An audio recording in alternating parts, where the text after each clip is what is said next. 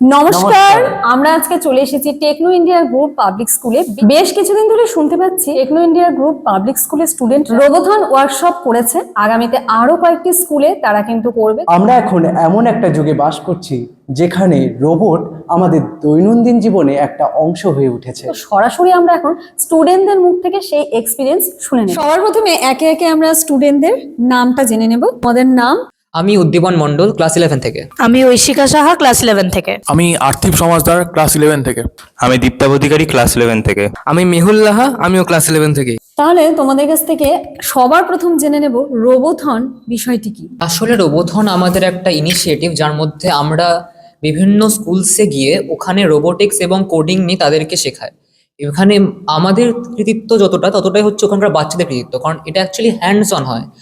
আমরা শুধু বলে দিই কি করতে হবে, আর ওরা নিজেরাই করে দেখে যে কেমন করে বানাতে হবে হচ্ছে বডিটাকে, বা কেমন করে ব্রেইনটাকে কোড করতে হবে, সেটা পুরোপুরিভাবে ওদেরকেই করতে দেওয়া হয়। তো এখনো পর্যন্ত তোমরা কোন কোন স্কুলে গিয়েছি? আমরা এখনো পর্যন্ত দুটো স্কুলে গেছি।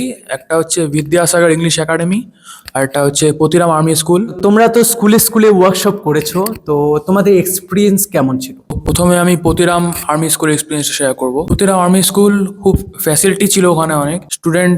ওরা আগে রোবোটিক্স নিয়ে ওদের আইডিয়া ছিল না, কিন্তু তখন ওরা জানতে পারলো যে আমরা এমন একটা জিনিস ওদেরকে শেখাচ্ছি যেটা দিয়ে ওরা নিজেদের ফ্যামিলি, ওদের সোলজারের মধ্যে আছে ওদের ফ্যামিলি, তাহলে ওরা নিজের ফ্যামিলিকে হেল্প করতে পারবে রোবোটিক্স দিয়ে। রোবোটিক্স এমন একটা জিনিস, এটা দিয়ে ব্যাটল গ্রাউন্ডসের মধ্যেও আমরা অনেক জীবন বাঁচাতে পারবো। তো তোমার এক্সপিরিয়েন্স তো শুনলাম, এবার তোমার এক্সপিরিয়েন্স যদি শেয়ার করো। আসলে আমি এক্সপিরিয়েন্সটা শেয়ার করব, সেটা হচ্ছে বিদ্যাসাগর ইংলিশ একাডেমি স্কুলটা। তো ওটা আসলে একটা গ্রামের দিকের স্কুল। ওখানে গিয়ে বাচ্চাদের মধ্যে বাচ্চাগুলো খুব ছোট ছোট ছিল। তো বাচ্চাদের মধ্যে যে আগ্রহ, যেই ওরা এত ফেসিলিটিস তো পায় না আমাদের মতো, বা বিএসএফ স্কুলে যেরকম আমরা দেখেছিলাম প্রচুর ফেসিলিটিস ছিল। তো এখানে অত ফেসিলিটিস নেই, তা সত্ত্বেও তাদের মধ্যে যে করার আগ্রহ, আমরা যে করছিলাম, দেখাচ্ছিলাম, ওরা নিজে সেটা করার চেষ্টা, বা দুবার তিনবার করে চেষ্টা করে আমাদেরকে অতটা হেল্প দিতে হচ্ছে না, সেটা আমাদের জন্য খুব আমাদেরকে আগ্রহ দিয়েছে যে না, আমরা শেখাই, ওই দিকেও যেন এই রোবোটিক্সের যে শিক্ষাটা আমরা দিতে চাচ্ছি সেটা যেন ওই দিকেও ছড়ায়।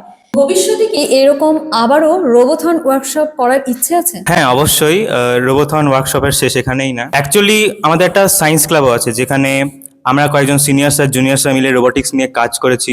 আমরা অনেক কম্পিটিশনে পার্টিসিপেট করেছি, আর আমরা কম্পিটিশনে প্রাইজও পেয়েছি। তাহলে এই উদ্যোগটির ভবিষ্যৎ কি হবে? আমরা তো প্রথমবার 2026-এ এই রোবোথন ইভেন্টটা অর্গানাইজ করেছি, কিন্তু আমরা এখন ক্লাস 11-এ পড়ি। পরের বছর আমরা ক্লাস 12-এ উঠে যাবো। ক্লাস 12-এ বোর্ড এক্সাম আছে আমাদের, আর কম্পিটিটিভ এক্সামও থাকবে, যেমন জেই বা নিট।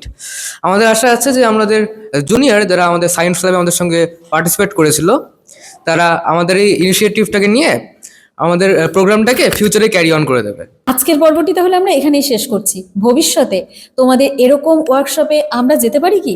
নিশ্চয়ই, শুধু এরকম ওয়ার্কশপেই নয়, আমাদের স্কুলের কয়েকদিন পর টেক ফেস্ট আছে, আমি চাইবো আপনার ওখানেও নিশ্চয়ই আসুক। ডেফিনেটলি, যেখানে আমাদের সেশনস এখন চলতেই থাকবে 1 মাস ধরে, 15টার বেশি সেশন আছে।